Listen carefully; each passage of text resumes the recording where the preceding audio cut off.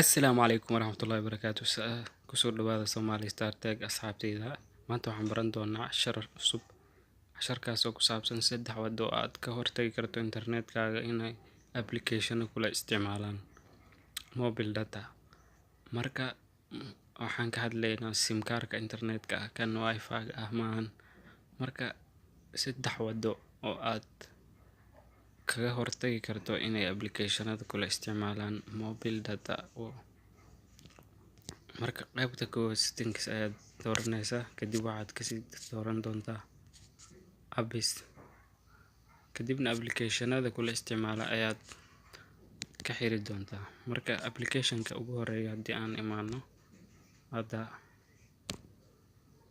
mobile data waa kana meeshan allow background data usage tigta saaran ayaad ka xiraysaa. Marka applicationo ayaa jira oo zaid kula isticmaalo sida waxaa ka mid ah Chrome-ka. Programkan waa kana Chrome-ka aad u jeedo wuxuu isticmaalay 40.58. marka meeshan ayaad ka xiraysaa. Sidaan aad ku sii wadaysaa ilaa aad ka dhameyso. Facebook aan fiirino marka Facebook isagana waa kana intaan ayaad ka xiraysaa. Marka waxaad sim kaarka lacagta ka dhameeyeen waa adiga ma ahan, marka applicationada ayaa ah.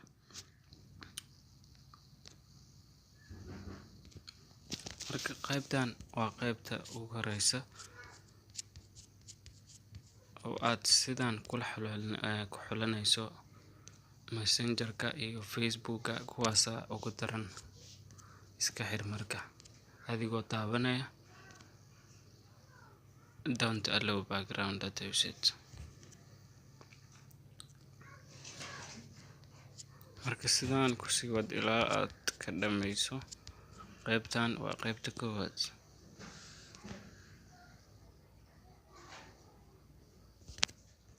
Qaybta labaad aan rabo inaan idin la wadaago ayaa ah screen-ka shaashada aad imaado. Marka applicationka sidaas u riixaysaa, kadibna app info kasii xulo, kadibna isla waa meeshii mobile data kasii xulo. Marka qaabkan waa qaabka labaad aan rabo inaan idin la wadaago.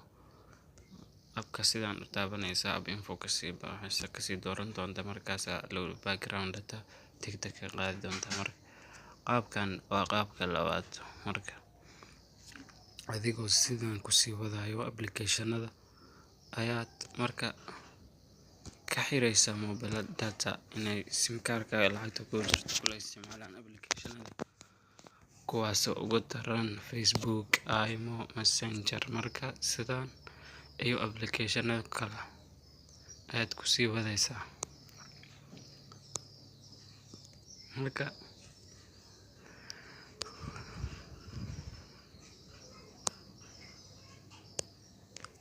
qaabka labaad oo qaabkan waa qaabka labaad. Qaab saddexaad ayaa dhiman. Qaabka saddexaad marka waxaan gadaal uga dhigay waxaa laga yaabaa inaysan lahayn ama mobilada qaar applicationkan ama programkan. Marka waa program original ah, application ma ahan. Qaabkaas waxaa ku sahlaya inaad iska xirto dhammaan applicationada hal mar. Marka qaybta kore aad ka raadinaysa meesha ay ku qoran tahay ultra data saving, waa tan qaybtan sare aad u jeedaan waay. Marka kaliya meeshan ayaan turn on ka dhigaynaa. Wuxuu ku leeyahay marka background data will be automatically blocked for all apps by default.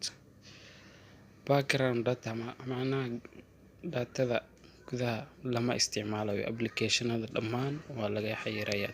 Turn on ka dhigo. Marka turn on meeshan ka dhigo. Marka wuu fiican yahay kan. Hadda marka waxaad fiirinaysaa applicationada. Waxaan fiirinaynaa hadda YT YouTube Studio app info kasii xulo. Waa kana marka asaga basi automatic ugu xiray. Dhammaan applicationada way ka xiran hadda marka.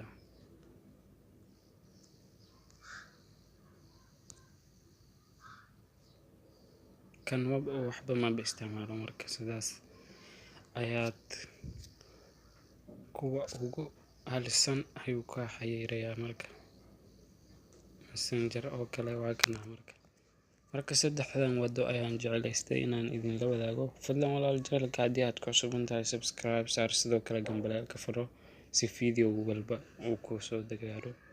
Mahadsanid.